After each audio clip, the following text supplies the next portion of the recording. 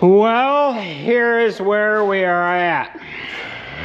We are basically done with everything from the PTO clutch housing or PTO clutch gearbox kinda forward. I say kinda because we do have to hook up the wiring yet. And I gotta hook up this linkage arm as well. Now, we're gonna be brutally honest with you. We got our asses kicked on this one because this particular model transmission is a little different than the drawing and the specifications. On the top side of this PTO clutch assembly, there's a breather. It's this hose right here. They show it going in up on top of the transmission. They want you to hook it into the breather that is on the transmission, unhook the breather, take the fitting out, put a T fitting in. It's just like a number 6 flat base, a number 4 straight thread O-ring, blah, blah, blah. That's what they show. So here I am, I'm looking all over hell for a small breather hose coming out of the transmission. I see a large one. I'm looking for another fitting. I can kind of see another fitting, but I'm like, where is this small hose? I said, well, maybe they want us to go over to the reservoir. We'll go over on that other side.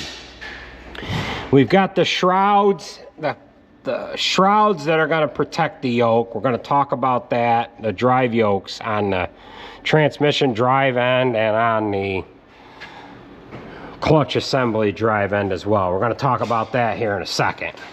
So we'll go over to the other side. We need to go over next door as well and look at what these guys are doing with the C5. But at any rate, I took off this panel here.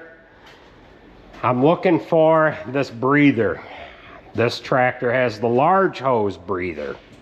I'm like, well, that's slightly different. A lot of dirt in underneath the shroud here. We got some Georgia black dirt here, some peanut dirt. Got a lot of dirt on these brackets here that we need to clean off and get kicked down on the floor. So we're getting sidetracked here.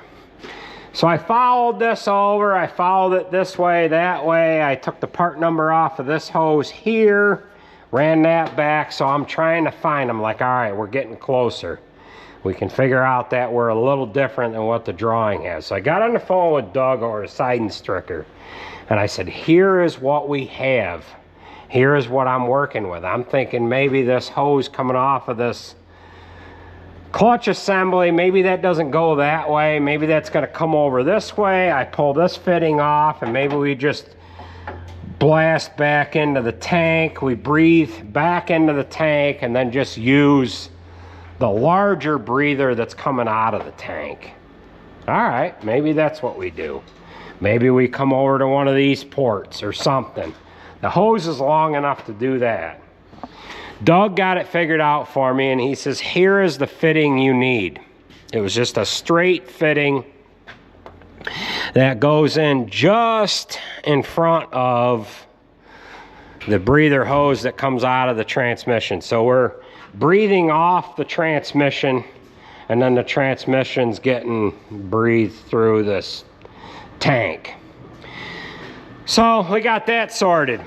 Then the scavenge pump that is for the axles itself is in this, the lubrication pump is inside this gearbox. We took the scavenge pump off of the back of the transmission that ran fluid to the axles. We have now got a hose hooked up. Here's a return hose here, returning oil back to the tank. That fitting had to be set just right, and then we've got the pressure line coming out of the scavenge pump going back to the differentials over on this side. Now it showed that I had to get the shroud on this clutch assembly, they wanted that put on before the hoses, and I said, oh no, we're not doing that. We're gonna get the hoses put on first, then we'll get that shroud in there. We would have been never been able to have gotten these hoses on there. So we're gonna kind of show you the orientation of these hoses. We've got a 45 on this larger pressure line, and then the return line here is a, oh, it's a 3/4. At any rate, we had to clock the fittings coming out of that PTO clutch assembly. And I didn't know where we were gonna clock them to until I got the fittings hooked up, and then we had to get wrenches in there.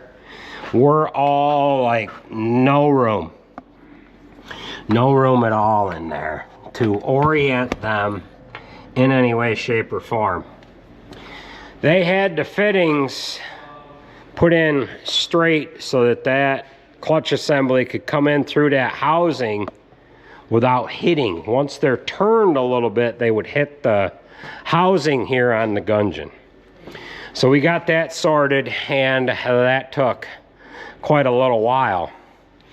We were putting the loom holder in for the breather hose, and I snapped the bolt off in this bracket right here that holds the wire harness going from one side of the tractor to the other. I had to take that all off.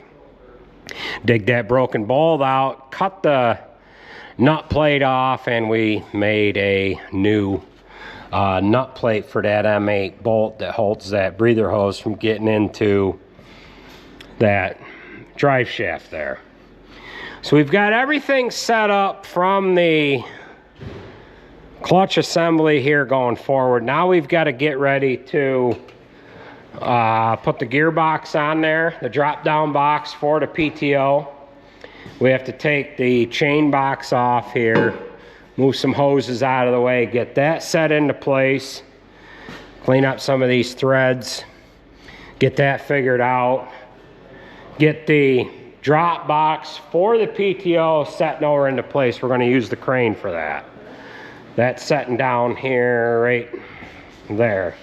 So we'll get that hung in there, and we can run our drive shaft between those 2 points, and then we've of course got to put the shroud and whatever on. Now, they did tell me in the directions that you have to remove the fuel tanks.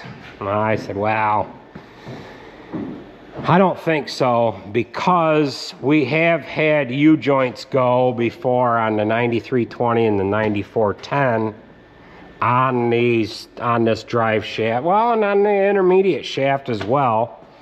And I wouldn't think, I hope, that this fuel tank is not going to be in the way. The 9320, 9410, 9560, they have the fuel tanks right here. Saddle tanks forward on the, just below the cab. There's just fenders here. This is all open. But on this vintage tractor here, it's running the fuel tanks on the rear fenders, just because we have emissions equipment on the right hand side, and then we've got our washer fluid tank here on this side.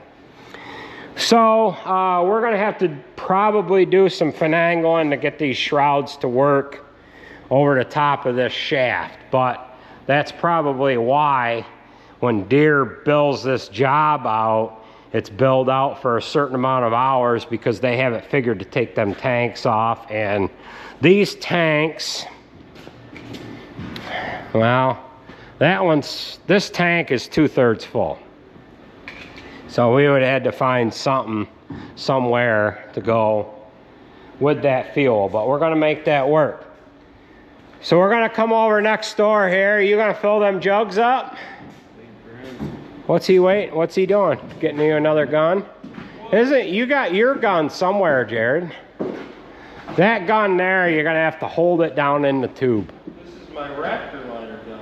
Yeah. Did you put this on it? No, that was on there. Ah, maybe I did put it on there. I did put that hose on there, yeah. So Jared has the C5 just about done here with what he's doing on the chassis. He's got all his air lines hooked up for the rear brakes, electrical for differential hoses, brake lights, and what have you. What they're going to do now is they're going to fluid film the inside of these frame rails. They might get a little on the outside, but they mainly want to do the inside of the frame rail on each side. And I would suggest that they not do underneath there. Do you want underneath there done now, or before you put the transmission on? Yeah, okay. So they're gonna do shoot their back. Show how loose this hub is. Grab a hold of that guy. So we have the oil pan out of this, and Jared had noticed that it needed kingpins before he even grabbed a hold of the hub, just from the way it wore tires. So we got new kingpins that we're going to put into this, and we have a new oil pan that we need to get on it. So that's where we're at, right, Bob? So we'll keep after it. We're going to line up some stuff here as far as this and that goes. Got the transmission about ready to go in here. They'll get this fluid film. Jared's got a new clutch he's gonna put in the old girl here, and slap the transmission in. But he'll be able to get fluid film on all of these hoses. These hoses got nice shiny fittings on them, but once the salt gets on these end up turning brown in a hurry, and it just turns them into a real mess here. So we'll show you what things look like when they get the fluid film poured on it.